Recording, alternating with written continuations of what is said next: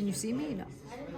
Hi, this is Miss Kraft with Forensic Science at Garcia High School. We are doing blood spatter right now, and this is part B of our blood spatter. So if you missed the lab, this is your opportunity to get your lab results. So for part A, we have walking blood drops. Okay, make sure that you can pay attention to the distance between, noticing that there are single drops and how spaced out they are. So we got 28 centimeters between the first two drops. We got 20 centimeters between the second two drops, 20 centimeters, and then 12.5 centimeters as they walk. So that is part B. Or yeah, part B, but part A of part B. All right, so now next we have part B, which is your wipe. Okay, notice that you have a darker splotch here, and then it was wiped with a cloth, okay, with the actual tissue. Okay, so make sure that you're drawing the diagram of that wipe for part B and explaining what you see. All right, part C, we're gonna come back to this piece of paper. So our part B is the arterial blood spatter while walking. Arterial, remember, means that you cut a artery. Okay, so that's what arterial means.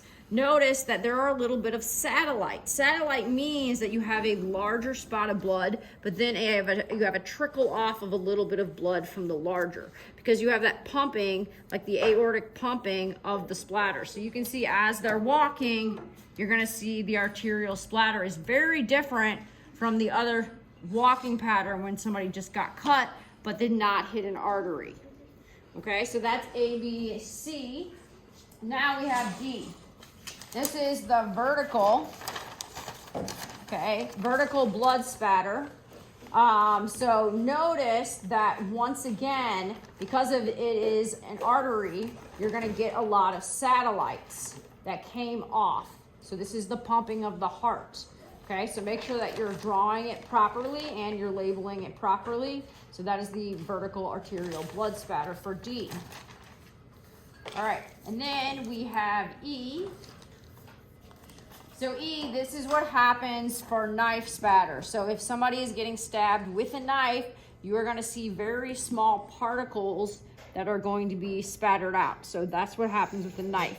So you'll see that maybe on a wall or something. So that is an example of what can happen with the knife spatter. All right, now we have part F.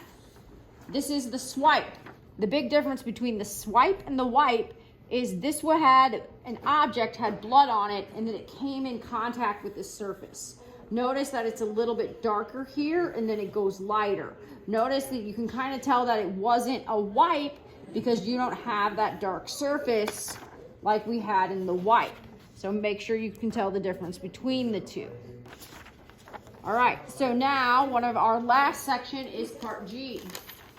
Okay, part G, we have footprints, which is a transfer contact blood pattern.